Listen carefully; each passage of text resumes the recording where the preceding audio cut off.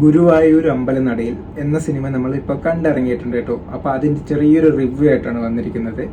First of all one ലൈനിൽ പറയുകയാണെങ്കിൽ ഒരു അടിപൊളി കോമഡി പടം, ഫൺ പടം. നിങ്ങൾക്ക് ധൈര്യമായിട്ട് തന്നെ ഈ സിനിമയ്ക്ക് നിങ്ങൾക്ക് ടിക്കറ്റും കാര്യങ്ങളൊക്കെ എടുക്കാം കേട്ടോ. ഇത് ഡയറക്റ്റ് ചെയ്തിരിക്കുന്നത് വിപിൻ ദാസ് ആണ്. വിപിൻ ദാസിന്റെ പഴയ സിനിമ നിങ്ങൾക്ക് എല്ലാവർക്കും അറിയാം, ജയ ജയ ജയ ഹേ. അപ്പോൾ അതിനുശേഷം അയാൾ ഡയറക്റ്റ് ചെയ്ത് വരുന്ന പുതിയ പടമാണ് ഗുരുവായൂർ അമ്പലനടയിൽ. ഇതിൽ മെയിനായിട്ട് നമുക്ക് പറയുന്നത് നമ്മുടെ പൃഥ്വിരാജിനും അതേപോലെ തന്നെ ബേസിൽ ജോസഫിനും കേട്ടോ.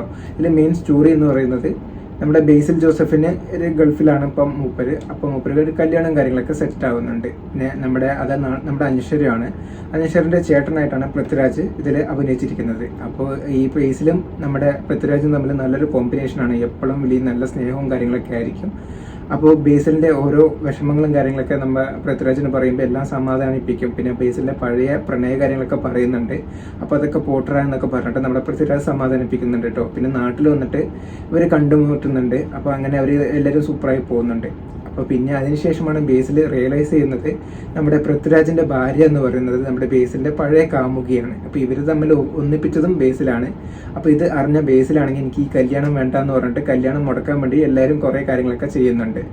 അപ്പോൾ അതിനുശേഷം ഈ അനശ്വരയോടും ഈ കാര്യങ്ങളൊക്കെ പറയുമ്പോൾ അനശ്വരയ്ക്ക് ഈ കാര്യങ്ങളൊക്കെ അറിയാമെന്നൊക്കെ പറയുന്നുണ്ട് കേട്ടോ.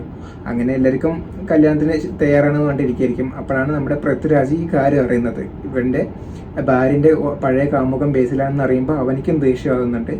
അങ്ങനെ അവന് ഈ കല്യാണം മുടക്കാൻ വേണ്ടിയിട്ടൊക്കെ നോക്കുന്നുണ്ട്. അതാണ് പിന്നെ സെക്കൻഡ് ഹാഫിൽ ഈ കല്യാണം മുടക്കാനുള്ള ഒരു കൂട്ടപ്പൊരിച്ചൽ തന്നെയാണ്. കുറച്ച് ആൾക്കാർ മുടക്കാനും കുറച്ച് ആൾക്കാർ നടത്താനും.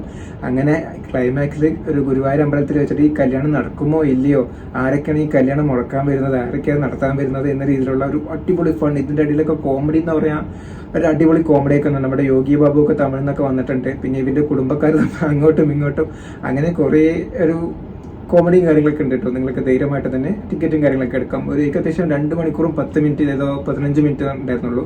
ഫസ്റ്റ് ഹാഫൊക്കെ പറയുമ്പോഴേക്കും ഫസ്റ്റ് ഹാഫ് പോയി. പിന്നെ സെക്കൻഡ് ഹാഫിൽ മാത്രം ചെറിയൊരു ഡൗൺ ആയി തോന്നിയെങ്കിലും പിന്നെ പടം സൂപ്പറാണ് കേട്ടോ. എന്നാൽ പിന്നെ അത്രയ്ക്കൊരു ഡൗൺ ഒന്നുമല്ല. ഈ കോമഡി വെച്ചിട്ട് എല്ലാം അഡ്ജസ്റ്റ് ചെയ്ത് പോകുന്നുണ്ട്. പക്ക എന്റർടൈൻമെന്റ് ഫൺ.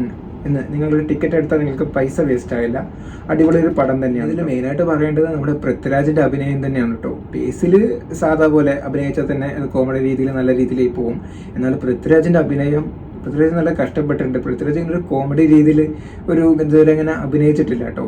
മൂപ്പര് പിന്നെയും കടുവയിലൊക്കെ ഈ ഫൈറ്റിലെ സീനുകൾക്ക് പൃഥ്വിരാജിനെ കാണില്ല. അതൊക്കെ ഈ ഫൈറ്റില് പൃഥ്വിരാജ് കടുവ രീതിയിലുള്ള ആകുന്നുണ്ട്. ബാക്കിയുള്ള സമയത്തൊക്കെ അയ്യപ്പനും ഗോഷ്ഠിയിലെ അഭിനയം ഉണ്ടല്ലോ, പിടിച്ചു വെച്ചിട്ടുള്ള അഭിനയം, അങ്ങനെ രീതിയിലുള്ളൊരു അഭിനയമാണ് പൃഥ്വിരാജ് കാഴ്ചവെച്ചിരിക്കുന്നത്. പക്ഷെ അടിപൊളിയാണ്. പക്ഷെ ഫൈറ്റ് ചെയ്യുമ്പോൾ കടുവയിലെ ആ പൃഥ്വിരാജായിട്ട് ഇടയ്ക്ക് മാറുന്നുണ്ട്. എന്നാലും പൃഥ്വിരാജ് അഡ്ജസ്റ്റ് ചെയ്ത് നല്ല അഭിനയിച്ചിട്ടുണ്ട് പൃഥ്വിരാജ്. ബേസിലിന് പിന്നെ അങ്ങനെയൊന്നുമല്ല, ബേസിൽ സാധാ കൂളായിട്ട് അഭിനയിച്ച പോലെയാണ് തോന്നിയത്. പിന്നെ അനശ്വരയ്ക്കും നിഖിലയ്ക്കും അത്രയ്ക്ക് വലിയ റോളൊന്നുമില്ല. നിഖില നമ്മുടെ പൃഥ്വിരാജിന്റെ ഭാര്യയായിട്ടാണ് അഭിനയിച്ചത്. എന്നാൽ നിഖിലയ്ക്കാണെങ്കിലും അനശ്വരയ്ക്കാണെങ്കിലും അത്ര വലിയ റോളും കാര്യങ്ങളൊന്നുമില്ല, ഒരു ഡയലോഗും കാര്യങ്ങളൊന്നുമില്ല.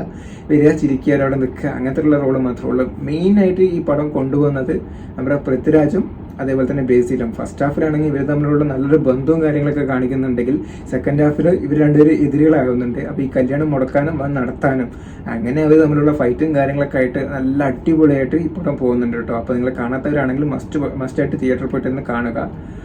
അപ്പോൾ നമ്മുടെ ഒരു റിവ്യൂ എന്ന് പറയുന്നത് ഒരു 5ൽ നമ്മൾ 4 സ്റ്റാറും ഈ സിനിമയ്ക്ക് കൊടുക്കുന്നുണ്ട്. അപ്പോൾ നിങ്ങൾ കണ്ടവരാണെങ്കിൽ ഈ സിനിമയുടെ അഭിപ്രായം താഴത്ത് കമൻ്റായി രേഖപ്പെടുത്തൂ. അപ്പോൾ വീഡിയോ ഇത്രയുള്ളൂ. നിങ്ങൾക്ക് വീഡിയോ ഇഷ്ടമായി എന്ന് വിചാരിക്കുന്നു. വീഡിയോ ഇഷ്ടപ്പെട്ടാൽ ലൈക്ക് ചെയ്യുക, ചാനൽ സബ്സ്ക്രൈബ് ചെയ്യുന്ന കാര്യം പരിഗണിക്കുക.